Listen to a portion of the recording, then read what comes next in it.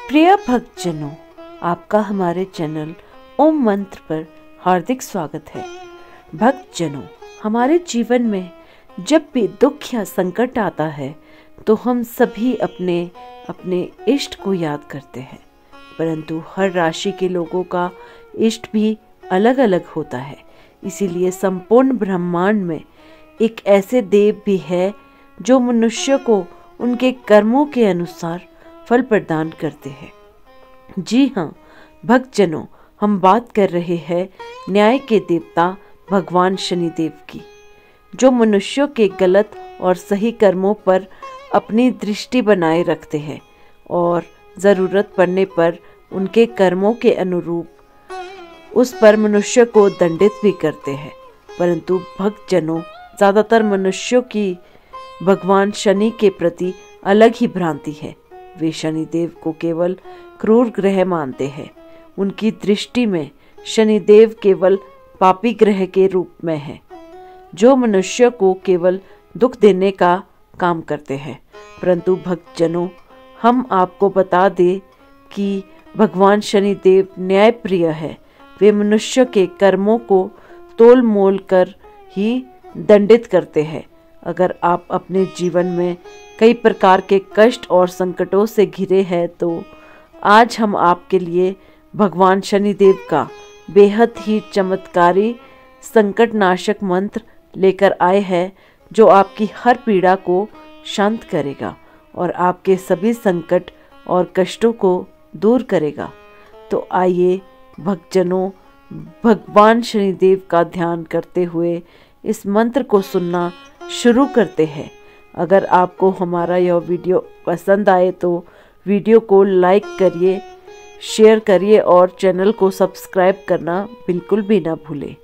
और comment box में जय श्री शनिदेव लिखकर भगवान शनिदेव का आशीर्वाद भी प्राप्त करें। मंत्र इस प्रकार से है। ओम श्रां श्रीं श्रूं शनिश्चराय नमः।